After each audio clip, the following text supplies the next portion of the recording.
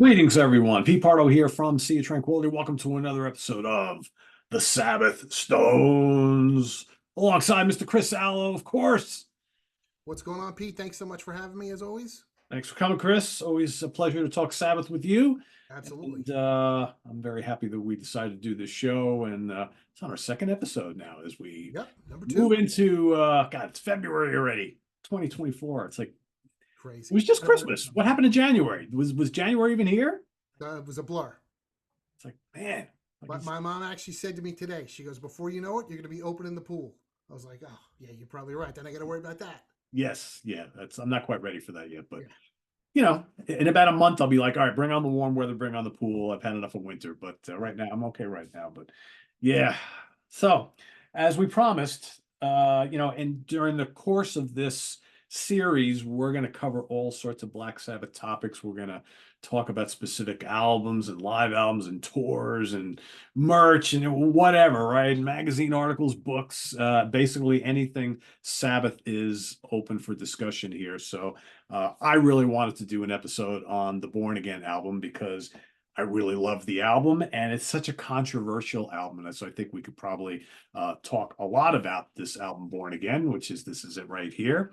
Of course, this is the first album after Ronnie leaves the band, Ronnie James Dio, Mob Rules, and Live Evil tour and album and do you remember, Chris? Maybe you're a little younger than me, maybe you don't, but I remember when Dio and Vinny left Sabbath.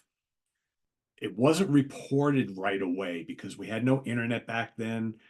And you had to MTV had Maggers Ball, all that. You would catch a little news blip on there or something. But for news in metal and rock and stuff, we waited to get that next issue of Hit Parader or Circus or Kerrang or Cream or whatever it is that we read that covered metal. And sometimes you wouldn't hear some of this shit till like a month later. If you weren't watching MTV and you didn't hear, Kurt Loder or one of those characters, say, hey, Ronnie James Dio left Black Sabbath, you wouldn't even know. But I remember when the news finally hit me, and again, I don't remember exactly where I saw it or heard it from.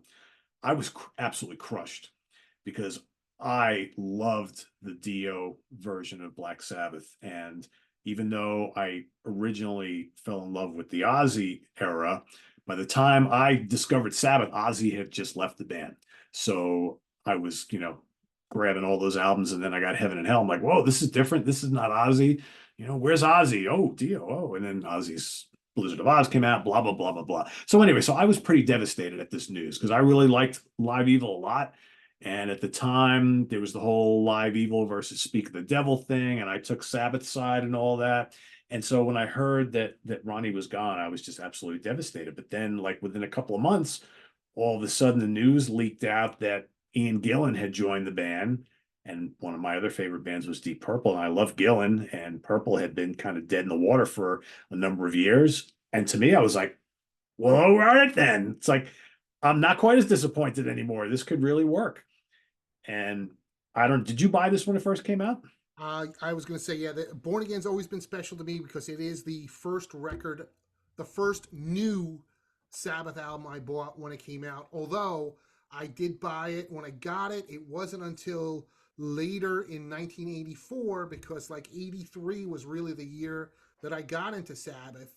So by the time I got it, Ian Gillan was already gone and into Deep Purple because it really is such a crazy year. But The year, yeah, yeah, that's it. Yeah. when I got it, that was the new, even though it was, maybe it was 10 months old, the new Sabbath record. Here's my cassette Oh, look at that. There you go. from back then.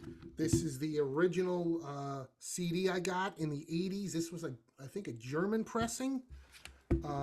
This was a British remastered pressing from like the 90s. Is that the castle version? Yes, I do believe. Yeah, there's no bonus material on here, and then here's the digipack that has the bonus discs, and then I also got this in 2005, I think, or six. Whenever Gillan's In came out, because I asked Ian Gillan about this. These are the unmixed demos, Oh yeah. And here's a bootleg CD, Gillen the Hero, and that new one that you and I both just got, Pete. I didn't have it on the last show. I found it afterwards, and I lost it again. I think it's called Deep Black. Yes, the live It's show. That's very good. oh my Yeah. god, the recording is amazing. But yeah, so I for ordered like I another one was, from that tour from I think Stockholm, I think. yep. I haven't gotten it yet. I ordered from the guy you turned me on to. Oh, And okay, yeah, yeah. uh, There's an amazing amount of material that was recorded. You know, mostly from the audience on the Born Again tour. There's just the one video that was shot in Montreal from an audience recording, and there's a few minutes that I had never seen until recently. I think it was shot in Finland on the Born Again tour from the audience, but it's so shaky, it's near impossible to watch. But yeah, there's really not. And then there's the two videos, Trashed and Zero the Hero, and then there's they did a set on that TV show in California. I think it was called Rock Rock, Palace. Rock Palace was it Fridays? Rock, maybe Rock Palace. Yeah, I thought it was Rock yeah, Palace. you might be right. Because Yeah, Kiss did Fridays, but I yeah. don't think Sabbath Maybe it did. was Rock Palace. Yeah, it was a Maybe Friday night. I Rock remember I Palace. watched that when it was live, and that I They was did really stoked for that. Zero the Hero and Digital Bitch, but they were lip synced. They were lip syncing, yeah. So that was a bummer. But yeah, And they had the there's camera from up above looking down, if I yes. remember correctly. Yeah. Yeah. So yeah, there is some video, but yeah, I always loved Born Again because to me this was like my start of true fandom. Buying the cassette when it was the new record, even though it was the tour was long gone, but I wasn't going to concerts yet anyway. But it was that leap of, oh, okay, now I'm really stepping into something here. And I've always loved this record, and I think it is fascinating that there are plenty of people, like you said, that don't like it. So they say, right? I mean, Right. yeah. Well, I mean, it's first of all, it's on paper, it seems like an odd pairing, right? So you've got three original Sabbath members and the classic singer of Deep Purple. And it's funny because most Sabbath fans that I know also really like Deep Purple, but don't necessarily want to see the two kind of come together.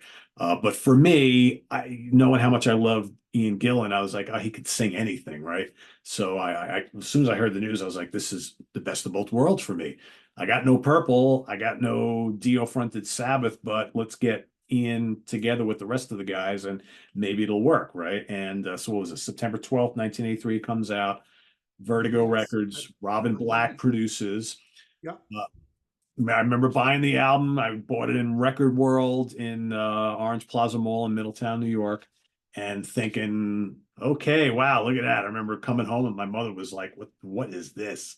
And I'm like, new Black Sabbath record. Whatever. And I loved it from the first minute I trash started and I put the needle down. I was just totally, totally into it. And that would start like a crazy year, right? Because they went out on tour immediately. And I Yes. saw them at Brendan Byrne Arena. August. Where is it? August 7th, 1983. Started the tour. Yeah, before the album even came out, right? Yes. Yeah. I saw them at the Brendan Byrne Arena, a Quiet Riot opening up. It was a great show and it was a crazy show, but I remember it was like one of the drunkest I ever got at a concert. And I remember one of my buddies got so annihilated that like I had to like walk into the bathroom and I literally put him in a stall, closed the door, and I left him there. And then, like, I don't know, like an hour later, I'm just like, I'm having such a great time. And I look over, I'm like, oh, fuck, I left him in the bathroom.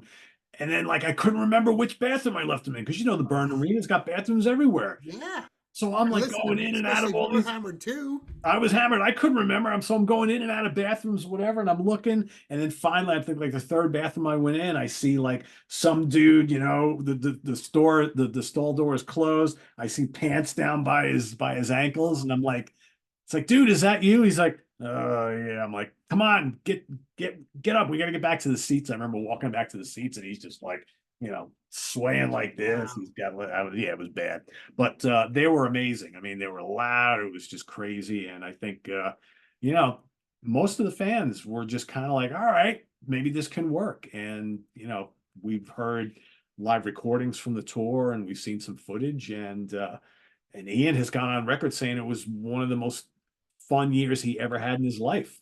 I only interviewed Ian Gillan one time, which was for Gillan's Inn, which was the, for those who don't know, when someone like Pete or myself, when you do an interview with a musician, of course you have all the fan questions you want to ask, but you got to keep it to the project at hand. Thankfully, Ian Gillan had re-recorded songs from his past, including an updated version of Trashed. So I was able to get in a few Sabbath questions, which is when I asked him, about the inclusion of the Fallen on this bootleg. I'm like, is this legit? And he's like, oh yeah, because this was before, this came out like 2003 or 4. Supposedly, the source of this came from Bill Ward's girlfriend at the time. Now, this was 83, 84. I guess she waited 20 years before selling the tape to bootleggers in Japan, who then made copies. But yeah, in 2011, it was included on here. Yeah.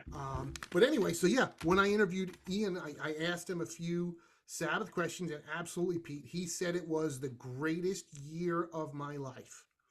He's like, it was a year-long party with Tony Iommi and Geezer Butler. Yeah, and he was still in that mode big time. Although I've heard people say he's still in that mode today at like 70 something years old. But yeah, I mean, Ian was a total partier, and we know the story of Tony and Geezer all throughout the 80s, especially Tony, right? I mean, this was the height of the cocaine years, which started in the early 70s and didn't really end till the late 80s. But yeah, and Ian, I'm sure, just fit right in. He was probably getting stinking drunk night after night after night and just having a blast. And I've said it a million times, and I stand by it. As someone who saw that tour, I don't doubt for a second that he blew out his voice on that tour. I don't think he was ever the same after the Black Sabbath tour. I completely agree to the Pete Pardo theory. I agreed with it previously, but when re-listening to that CD, Deep Black Pete, oh my God. I mean, he is just, for no reason at all, just in between songs, letting out these ungodly, blood-curdling screams and shrieks. And it's like, you almost want, listening to it, you're almost like, don't do it. Like, hold back a little. You still have tomorrow night and the night after, and the night after, dude. Yeah. Because it really is incredible. But I tell you, one thing, re-listening to that live set and some of the others, I was really blown away on how good I thought Ian Gillan sounded on the Ozzy material. Yeah, 100%. Yeah. I thought, wow, he's, because listen, I love Ronnie James Dio, but I never really liked, I love Ronnie's version NIB, but, and I liked Paranoid and War Pigs, but I never liked Ronnie's versions of like Iron Man or even Black Sabbath. And man, I thought Ian Gillan sounded fantastic on those tracks. And I thought it was great because obviously they wanted to steer clear of the Ronnie material.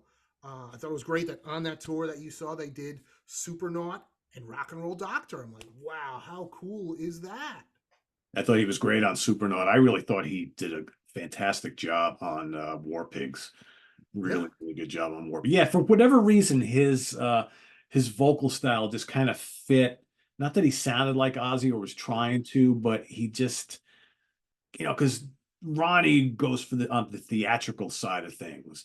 And I think, like, it's going to sound weird, but I think that Gillan took more of like a blue collar approach to singing those classic Ozzy songs. And I think it really works because that's what those songs kind of deserve, because that's how Ozzy sang them, right? Whereas, Dio is a little more flamboyant, and we love him for it. But I think it worked really well, and I love listening to that stuff. And sometimes I almost enjoy hearing on these Born Again tour recordings. I like to hear him singing the old classic Sabbath stuff even more than the stuff from this album, because I think when they were, if you listen to the Born Again material on any of these live recordings, he is going way over the top. He's screaming like after every verse, after every chorus, and he's just really, and I get it. They're trying to sell this album, right? It's like, and this is an evil, heavy, dark album, and I think they wanted to make it that way live too, or at least Ian did. So I'm okay with it. But yeah, but by the time, and again, to just show everybody and how short of a year this was, I went away to college in September, late August of 1984. And like the highlight of that fall for me was the reunion of Mark II era Deep Purple with Perfect Strangers. So Right. literally in a year, this is done. Yeah, I mean, this whole thing came together so quick. I mean, the fall of '82, Ronnie was out. That Tony did speak to Ozzy about rejoining Sabbath in '82, at the end of '82. That they talked about it, but that didn't happen. Um, According to Bron Gillen, because I've done a good amount of research lately, Pete, because I did know a lot about Born Again, but listen, since I'm old, I forgot a bunch. Bron Gillen said Ian Gillan was broke, so that's why he disbanded the Gillan band, and it We're was making no money, selling no records. They weren't touring here, no. right? So yeah, as much as I love those albums, that's a band that should have been huge, and they just, for whatever, a million reasons, they weren't. So yeah.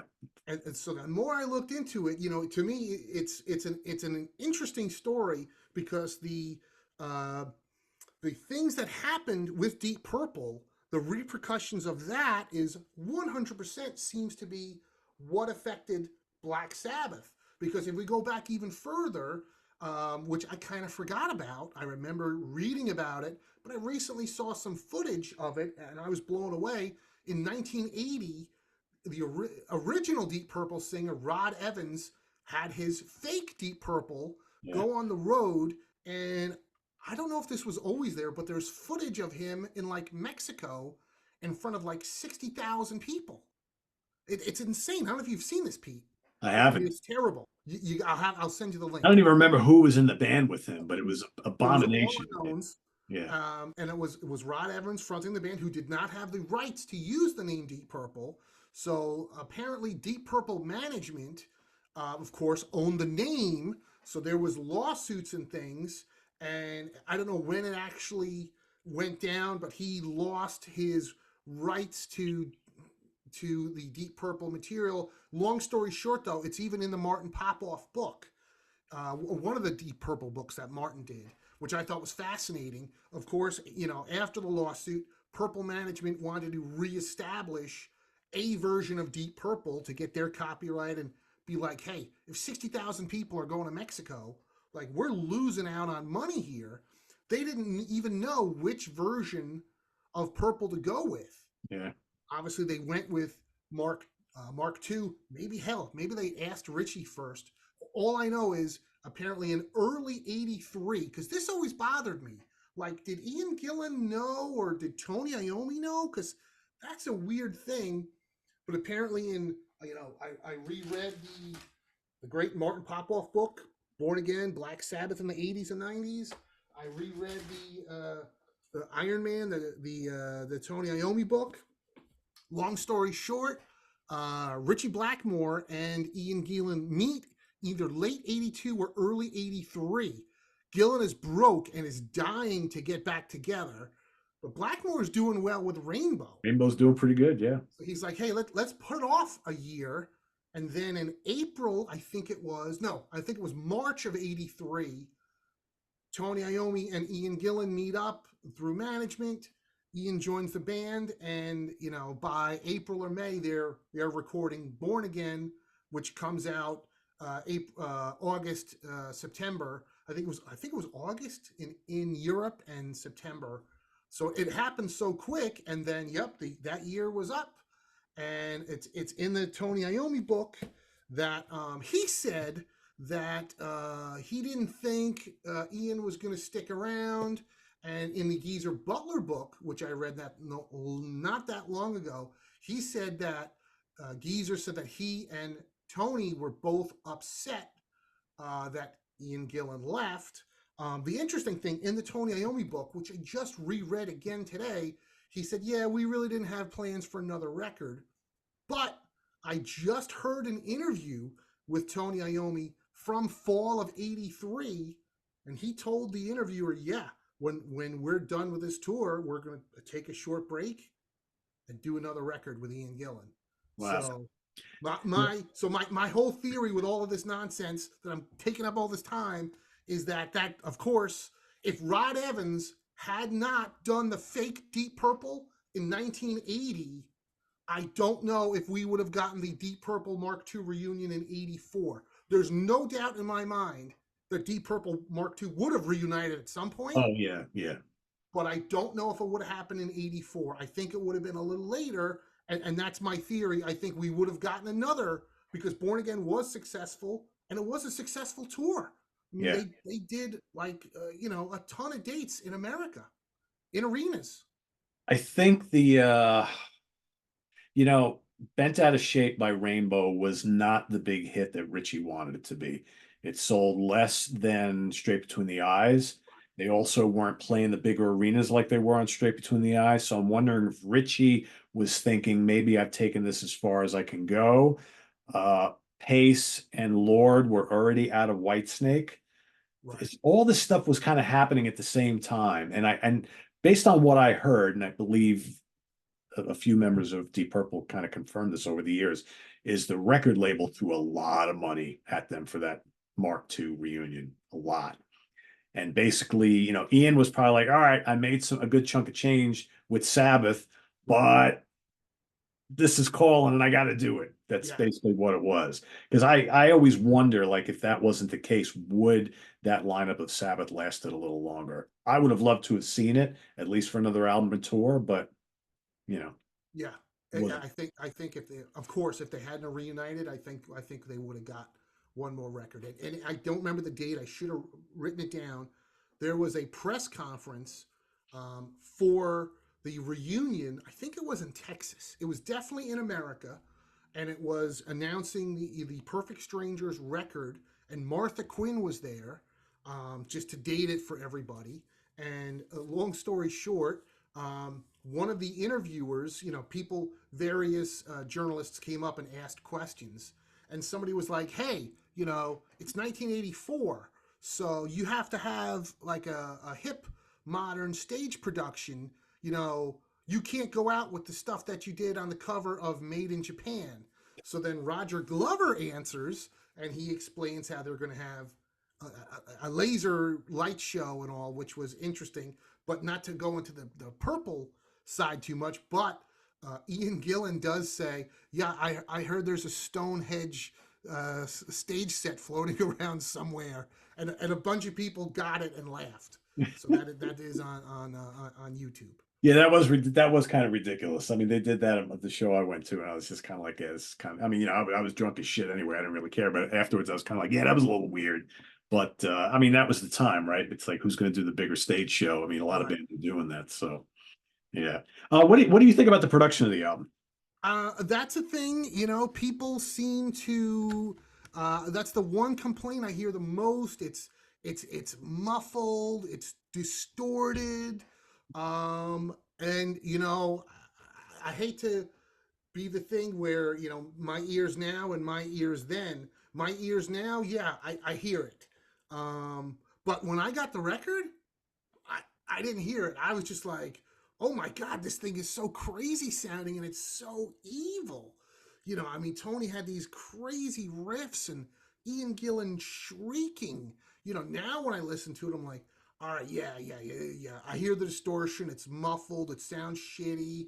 The drums are too far back. But at the time, Pete, it didn't bother me. I loved it. I don't even know if it bothers me now. I honestly, I'm so used to it that it's the way this album is. You know how you spend 40 years with a record, and that's the only way you know it. And I've talked to people. It's like, oh well, the remaster cleans it up a little. Yeah, it A still kind of smidge. sounds. Yeah, it still sounds the same to me. If we ever get the remix, I think that'll be interesting to hear. And I've heard the one that's floating around on YouTube, and it does sound a little bit different. But the songs to me are great. I'm so used to it the way it is. It doesn't bother me at all. So I want to address some or read out some viewer statements on this album because I asked people on the YouTube channel here to kind of contribute what they like or don't like about this album. I mean, someone says here, I love it. Some people say the money production kills it. For me, it gives it the doomy atmosphere. Most importantly, I love the songs. And that's, you know, that kind of says it all for me. I love this album. Ian screams his bloody head off, and Tony's riffs are better than ever. This is probably the last truly great start to finish Sabbath album they ever made. What do you think about that statement? Yeah, that's a bold. I don't. I would go with Dehumanizer myself, but I do love Born Again. Yeah, I mean, I love Born Again. I love Seven Star. I don't Yeah, think it's perfect start to finish.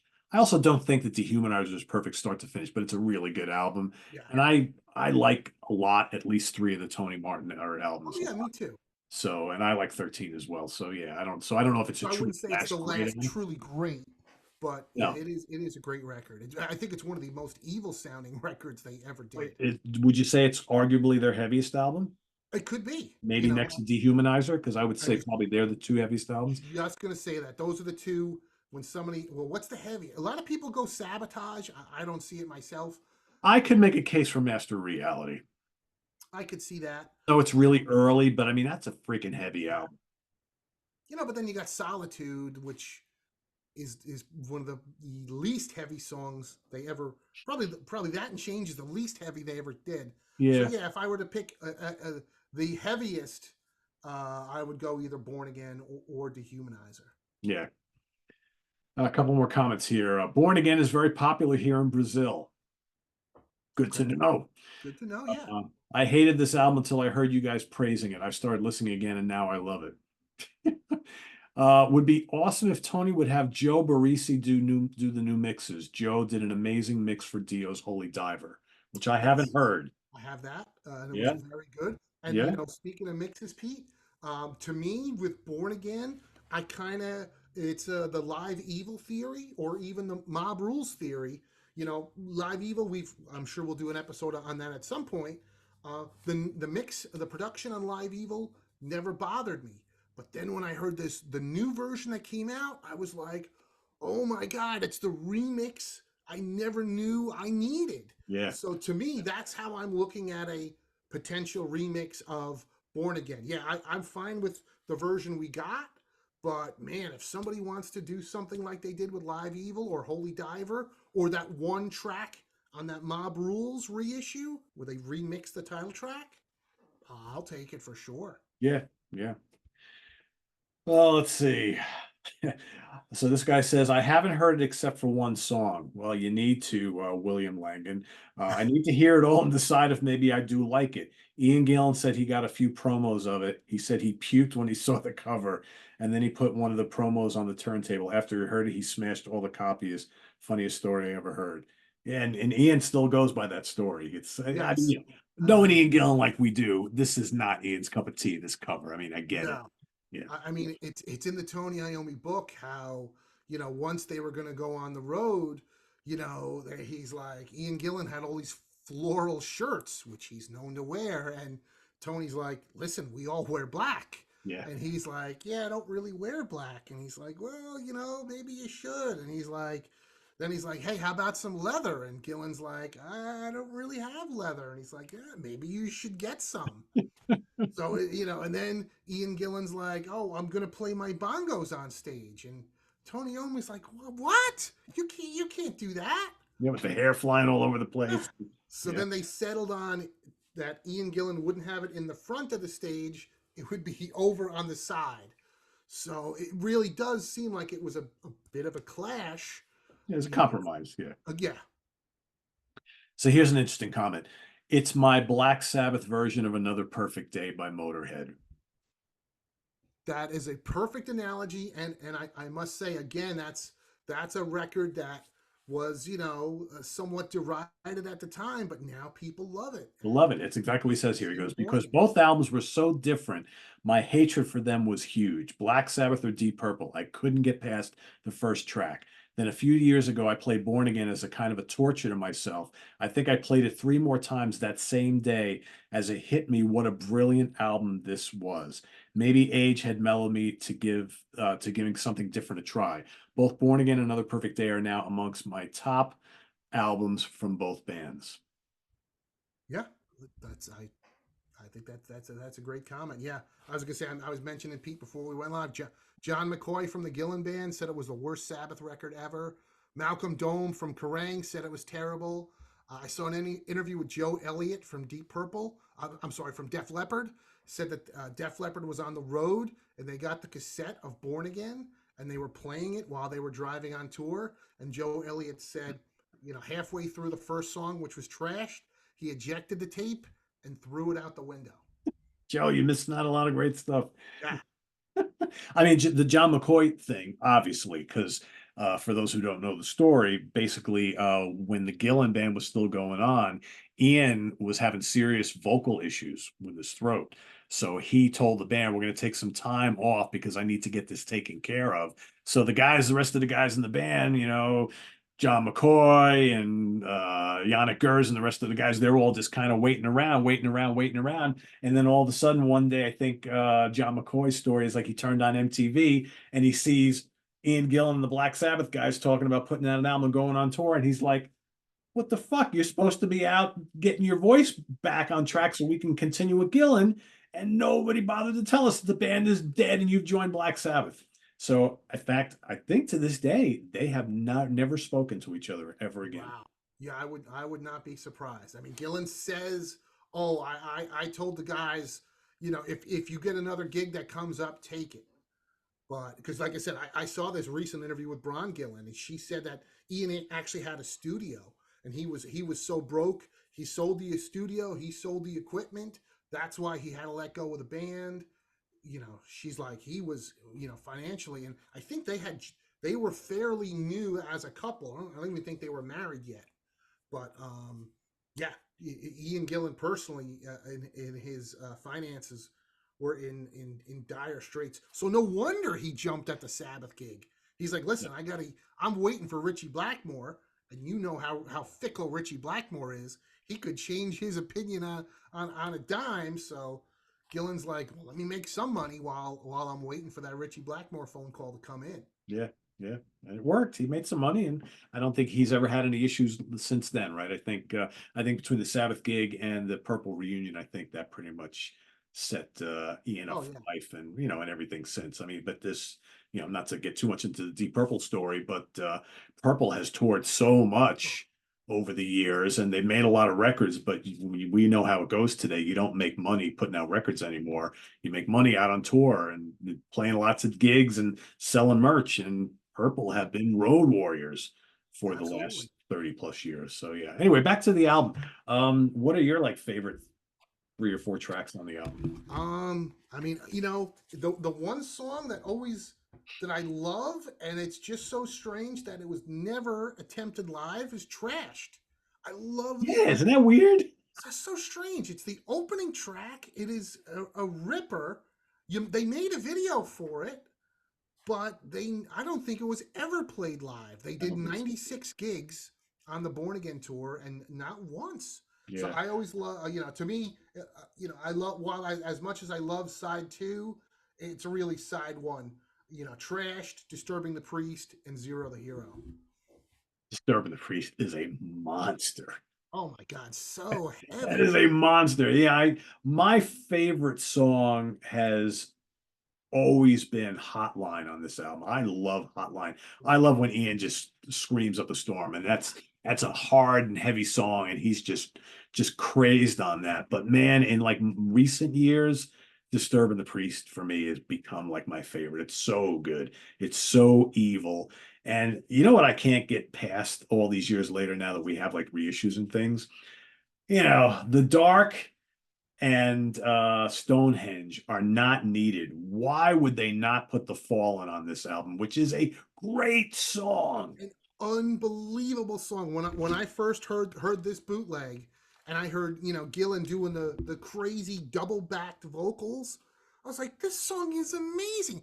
Like I said, I couldn't even believe that it was legit.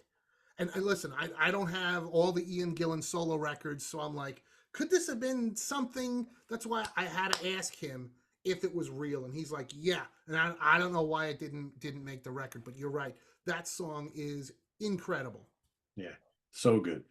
So good. And I love the title track. To me, the title track is kind of like Sabbath's Child in Time. And I think, Ian probably Very had much a lot to so. do with that. Really good. Zero the Hero is fun.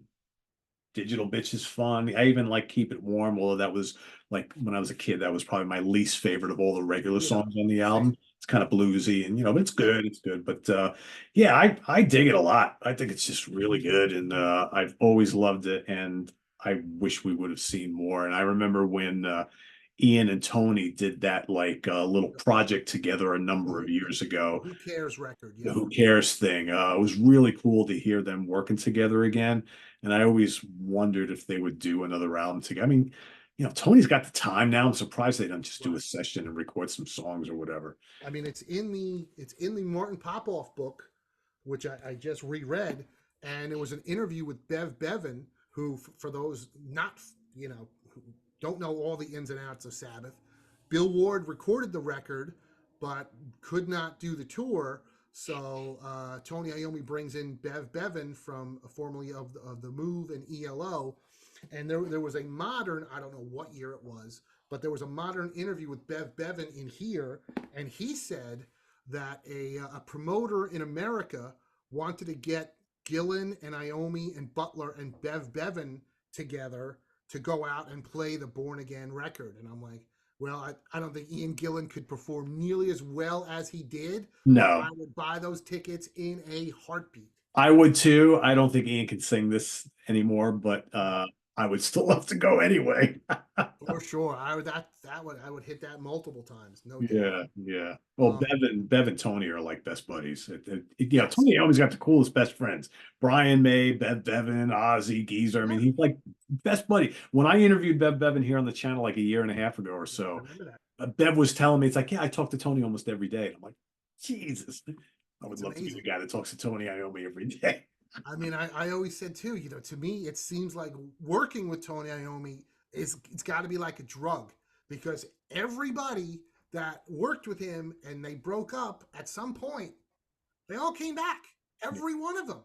every one of There, them. there's not one guy I don't think you could. I mean, maybe Dave Spitz, but even that, he probably did something. So, yeah, for sure. What do you think of the lyrics on some of this record, Pete? I had read recently, and I never heard this, and I question it, and maybe some of our viewers know, but I read recently that Zero the Hero was inspired by Ozzy Osbourne, with the zero really being an O, because whoever he's talking about, he shits all over him in the song.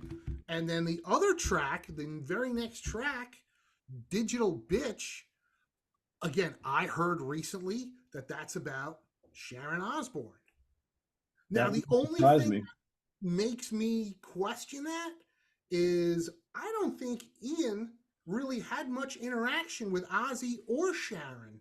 So Right. other than stories through Don Arden, which was Sharon's father who was managing Sabbath at the time, and from Tony and Geezer, like I can't see, Ian Gillan penning these spiteful lyrics. No, because that's not Ian's MO. Ian tends to write lyrics based on stories and things that have happened in his life that he can relate to. Right. One of the hardest things for him in doing the whole Sabbath gig is he always complained that he couldn't relate to like the old songs because he didn't write them and he's not used to singing. Like Ian remembers lyrics and vocal lines because he knows the stories that they're based on. He doesn't know jack shit about, the Vietnam War and war pigs and all this other stuff. To him, it's just like, that's why they did the whole teleprompter thing for him. Or, he had the lyrics written on paper and all that kind of shit. But yeah, I mean, like the lyrics to Trashed, that's Ian Gillan right there. Right. Because that's all about a drunken night out at the manor when they're recording the album and all the crazy shit that was going on. That's what Ian Gillan does. But you read like Disturbing the Priest and a few other things on here. That's not really normal Ian Gillan stuff. That Although Disturbing the Priest is, because, I'm sure I read it and forgot about it again in researching everything. They were rehearsing in England and they were playing so loud. I think it was Richard Branson's mansion that they were rehearsing at. There was a local priest who came over to say, listen, when we have our choir practice on Tuesday afternoons, we can't hear ourselves you guys are sing. next to, yeah. So that was the inspiration instead of the play on words, which is a total Ian Gillan thing. Instead of disturbing the peace, it was disturbing the priest because the Yeah. priest came over to complain about the noise. Yeah, so it's not your typical. The whole album is filled with stuff like that, and Yeah, that's all due to Ian Gillan, right? That's the way he writes these playful lyrics, and I know, like I've talked to plenty hardcore Sabbath fans who were just like, yeah, the lyrics on this album, it's not very Sabbath-like. Well, of course not. right. It's like, Ian Gillan is not going to come in and start singing about rainbows and dragons and silver mountains and all, and children of the sea and the Vietnam War and drug addiction. All that's not Ian Gillan, right? Yeah. So it was always going to be different. It was always going to be different. But yeah, I think it works. Famously, the Zero the Hero. I think it could be the number one standout track, and it seemed like the riff was ripped off for both Paradise City from Guns N' Roses and Her Black Wings from one of my favorite bands, Danzig. And I'm pretty sure I read somewhere that John Christ was like, yeah, that Zero the Hero kind of was, an inspiration for Her Black Wings. This is amazing how all these years later that we all still want to talk about this album. Oh, for It's sure. kind of just a blip in the radar in the history of Black Sabbath, but yet were influenced by it. People still talk about it. People still love it. Even people who hate it love to talk about it, right? I mean, it's crazy when you think Yeah. about it. The and I read this on the internet and then I saw the scene. The Big Bang Theory has that spin-off show, Young Sheldon, So, and there was a kid who had the Born Again cassette, and they held it up there. It's a quick clip on YouTube, but I'm like, holy shit, this TV show is from like 2020 or whatever, and they're referencing Black Sabbath Born Again. I'm like, that's that's pretty that's insane. which means that someone on the production staff of that show probably is a Yes, big is a big fan. Sabbath fan. Yeah, probably is a big fan. No doubt. The, Yeah. the the one mystery that I wish we could see something from, especially the video, Pete, but there is no footage, not even a still of the Devil Baby that they employed early on in the tour. And it's interesting because I listened to a lot of Sabbath recordings on the Born Again tour, and on the November 18th show, which was in Chicago, that was one of the few shows that I heard that had the full intro, and it has the Devil Baby cry, which goes into the Super Tsar intro.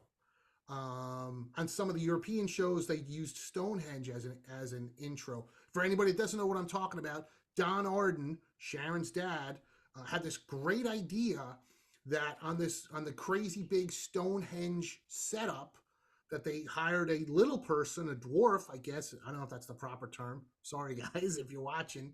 And they put him in a red Devil Baby suit, like Pete's got the shirt of, and with glow in the dark eyes and fingernails. And they put him on top of the Stonehenge stage set and would play a tape of a demonic baby crying. And Tony and Geezer and Ian, they all hated it. But they employed this guy for a little bit, but the road crew didn't like him, and apparently he got injured one show, and that was it. But I would just out of morbid curiosity, I would love to see it. Yeah, that would have been kind of interesting, right? It'll add a twist to this whole Yeah. thing. Yeah, I mean, the album cover, personally, I never minded it. And No. to me, I think it's become somewhat iconic. But you have to wonder, if we're going back to 1983, I mean, a lot of stores did not want to stock this. Yes, And correct. you have to wonder if, you know, could they have compromised and put like a Stonehenge thing on here because they went with that whole idea for the tour anyway? And there's a song called Stonehenge on here. Put something like that with the Sabbath logo and whatever, add some little twist to it. And would this have done a little bit better? This sold pretty well, Yeah. but how much better could it have sold if it had like a cover that didn't have this? Agreed. I remember around that time, maybe it was like 1984-ish. Again, now I'm really get into metal. There was like a special on 2020 on the whole satanic panic in heavy metal. And I'll never forget, they pulled out like the record covers that you should be mindful of if your teenagers have it. And they pulled out like Number of the Beast, Holy Diver, and Born Again. I remember that. They were like, these are the ones to look out for. But Yeah. you know the story behind this, right? I reread it recently. For those that don't know, it was Crusher Jewel, I believe is his name, who was a graphic designer in England, and he did a lot of work for the Osbournes for the first two Ozzy solo records. Uh, and Sharon's dad wanted to hire away everybody from them because they were at war. Yep. So he hired this guy to do the artwork. So he got a 1968, I think it was a medical journal of this baby, Yeah. and made some Xeroxes, Black and white. slapped some paint on it, thinking, all right, let me do the shittiest job possible because I don't want to lose my gig with the Osbournes. And Don Arden was the one that loved it, and apparently Tony did too. But Geezer and Ian Gillan did not like it, or Bill Ward. But Bill Ward was drunk at the time. He said he didn't see it till like 9 months later. And even then, he probably doesn't remember it anyway. I think Bill plays really good on this album. I remember I love Bev Bevan. I think he's a great drummer, but I was a little disappointed when the tour got going that Bill was off it because I think that would have been Absolutely. kind of cool. Yeah, And, but and it's interesting. I read in this book where he said when Tony Iommi asked him, he's like, "Yeah, I'll do the tour since Bill can't do it." He's like, "Just don't make me do a drum solo." And then I'm like, "Wait, on a lot of the bootlegs, there's a drum solo." yeah, he played a drum solo in New Jersey. Yeah, Yeah, yeah, yeah. That's not Bev style, you know. yeah, Yeah, there you have it, everybody. Born Again. We love it. What do you guys think? Down in the comments below, and let us know if you like this sort of thing. You know, maybe what we because I think it was kind of fun reading out some viewer comments and things like that. So maybe when Chris and I settle on the topic for the next show, I'll do the same thing. I'll go onto our community tab here on the channel and I'll kind of put what we're going to be talking about. And you guys can put your comments and questions and things down below, and I'll go in and just read a couple and whatnot. We'll try to keep it interactive, you know? So, how many people watching have a Born Again shirt or have some kind of Born Again memorabilia around the house, like knuckleheads like us do? You know? if I had more time, I would have dug up the tour program. But I was like, I also paid $5 for a kid.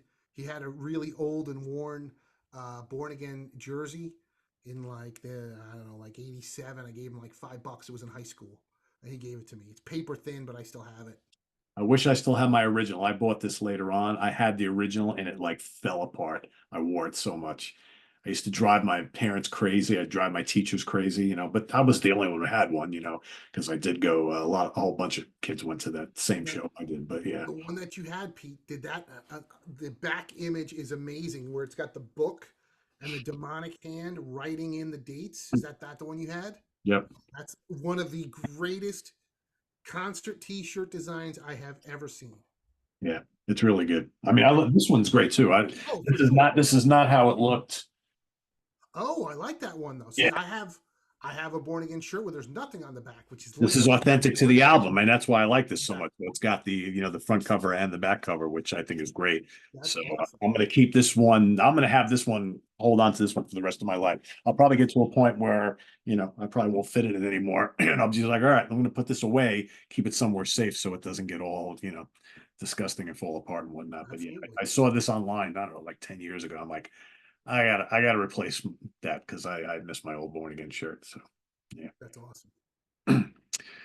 All right, everybody. Thanks for watching this second episode of the Sabbath Stones. Like I said, we'll announce over the next couple of weeks what next month's episode will be all about. Again, it could be, I like doing these kind of like album deep dives because these are kind of fun because there's so much to talk about besides just the songs themselves because all these albums have like so much history. So, but yeah, we'll let everybody know and I'll pop something up so you can add some comments and then we'll read off some of your comments. So, Chris, anything you want to tell everybody before we head on out here about Born Again or Sabbath in general? Well, Um, might as well address the rumors of Tony Martin's set and all that because we didn't do yeah, that. I was going to say, really, the only big Sabbath news we heard a couple weeks ago, right, New Year's Day, which was a month ago. Tony Iommi and Bill Ward both released statements, or small YouTube videos. Bill Ward is working on some kind of musical project with a bunch of guys. Will we ever see it? I don't know. But the more exciting news, which I received a ton of messages about, was that Tony Iommi had said, yes, there is a Black Sabbath box set coming out in May. And everyone around the world has been like, oh my God, we're finally getting the Tony Martin box set. But if you watch this video, Tony Iommi never says, oh, we're coming out with a Tony Martin box set. He just says it's a box set. So it could be another box set for Paranoid. It could be a box set of vinyl reissues or picture discs or Still the waiting on that first. Sabbath Bloody Sabbath, right? I mean, It, yes. it could be anything, people. I mean, so nobody said it's the Tony Martin box set. And in fact, when Tony Iommi was doing press for the Live Evil reissue, he said himself on the Eddie Trunk show, now that Live Evil's out, we're going in order. So the next deluxe reissue would be Born Again. So I'm not saying the May box set is going to be Born Again, but that's the last clue that we got from Tony Iommi of what the next set is or could be. So who knows? We'll see. So if we do get, hypothetically, if we do get a Born Again box set, now obviously this 2011 reissue here has got the remaster, it's got the Fallen and an extended version of Stonehenge. Then you have an abridged live set from the Reading Festival. Right.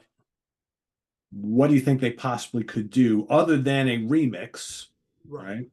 Which I is what everybody wants. yes. And as we've talked about earlier, there's tons of live recordings from this tour out there. Maybe another full set from somewhere else.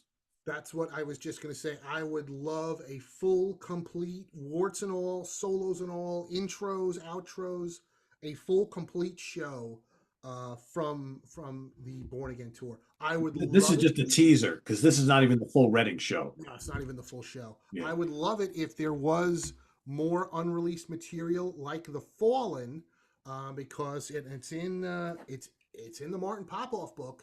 It said that there was supposedly 5 songs that they recorded that were cut from Born Again, and the one that Ian Gillan has mentioned years ago in an interview was a song called "Death Warmed Up." But nobody knows anything else other than that. The other thing, though, there is that weird Sabbath lawsuit thing where I don't think any material that was not recorded by the original lineup, any previously unreleased material not recorded by the original lineup, can come out on a Sabbath record. So I'm shocked that we got The Fallen, in 2011. Thank God we did, but I don't think we're going to see any of those lost songs if there are any. So outside of that, and a pro shot video, which I would kill for. Yeah. I'll take a full, complete live set in the best possible quality. Yeah. I guess we'll have to wait and see. And apparently that's in the next couple of months, whatever it's Yeah, going to I be. was going to say, Tony Iommi always does a holiday message to everybody. He mentioned in May. Now we're already in February, so you would think if the record is going to be released sometime in May, probably in the next couple weeks we'll start hearing about a solicitation for record stores, with the suggested retail price and the tracks and everything else, Yeah. so people can get the pre-orders in. Yeah. So we will know in a couple weeks. I mean, and listen, as much as I want the Tony Martin box set, I think I want the Born Again box set more because I'm dying to hear this remix. Yeah. Yeah, I would agree. Well, I think we could safely say, regardless of what it is, we're going to buy it anyway. Oh, 100%. Yeah. Just take my money. That's it, Whatever right? it Every is. time. Go ahead. Here you go. Whatever you guys put out, we'll buy. Yeah. I remember specifically when the Live Evil set came out, I was just like, there's no bonus anything. I don't think I'm going to buy it. And then Chris and I are talking. He goes, Pete, Yeah. wait till you hear this remix. It's like hearing the album for the first time. And I'm like, oh man, did you have to say that? Okay. And I ordered it like But I wasn't lying though, right? No, you weren't lying. Or you weren't lying. And I mean, it's so funny if you go back and look at that review that you and I did. So many people are like, "Oh my god, I bought it because of this review. We should have got me and you should have got points because it was like." And people are like, "Oh my god, it does. It sounds unbelievable." Yeah, I mean, if we're saying it and we've owned these albums over and over and over and over again, sometimes it gets to a point where it's like, I'm going to keep shelling out money. If you're not giving me anything special in return, give me a reason to buy it again, I'm not going to buy it. And that was my first instinct.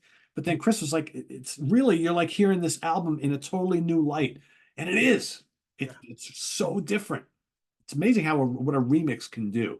The same recordings, but making it sound exactly like it sounded there live that night. And that's exactly what it was. So not to get off on a tangent about Live Evil, because we've done that already. But yeah, I think that's what a lot of people are waiting for this, because they want to hear this maybe the way it was originally intended to be released. Even though most of us love it the way it is, I'm very intrigued to hear it in a different light, So 100%, Pete. And that to me, that's the most exciting thing, because I didn't know I needed a remixed version of Live Evil until I heard it, and I was like, wow. So if they could put that magic gloss onto this, I'll buy it again for sure. I don't know if I could ever listen to the original Live Evil again after having and hearing the remix. And that's that's an excellent point, because after listening to the Live Evil remix, there's no going back. As much as I love, there's no going back to the original. Yeah, it's that good. Yeah. So let's see what happens in May. Fingers crossed. Yeah. So maybe next month we'll have more news on what's going on in the Sabbath camp with a new box set release. Hopefully, we'll see. Hopefully it's not Paranoid again. I was just saying to somebody, months ago, I went and pre-ordered the Paranoid Quad Mix Blu-ray. I was so excited to get it. And I still haven't listened to it yet, but I got it. You have it. In fact, I saw it when I was digging for the Born Agains, and I'm like, oh crap, I gotta listen to this still. Not enough time in the day. Not enough time in the day. Listen to all these versions, Chris. It's true. They just pile up. All right, everybody. Thanks for watching the Sabbath Stones. Visit us on the web at www.seatranquility.org. We're on Facebook. We're on YouTube all together all the damn time. Please subscribe if you haven't already, and click on that notification bell so you get alert of all of our content as it posts. And please do hit the like button before you leave. And all you Sabbath fans, tell your friends about this show. Send them a link. Get them to come over and subscribe, and catch us on the next episode of the Sabbath Stones, where the discussion is all about the mighty Black Sabbath. For the king himself, Mr. Chris Alo, I am Pete Pardo. Thanks for watching, everybody. Enjoy your weekend. We'll see you tomorrow morning, though. Speaking of Martin Popoff, he's coming into the Funhouse tomorrow. He and I got a nice show for you tomorrow. We've got Ken Golden with the Laser's Edge doing the Professor's Picks tomorrow. We've also got 4 Fusion Friday tomorrow night. And then Mr. Nick Franco's coming on board on Sunday, and we're going to be ranking the albums of Anathema. So stay tuned for that. Lots happening on the channel. Don't miss any of it. We'll see you later on. For Chris Alo, I am Pete Pardo. See ya. Take care, everybody. Bye-bye.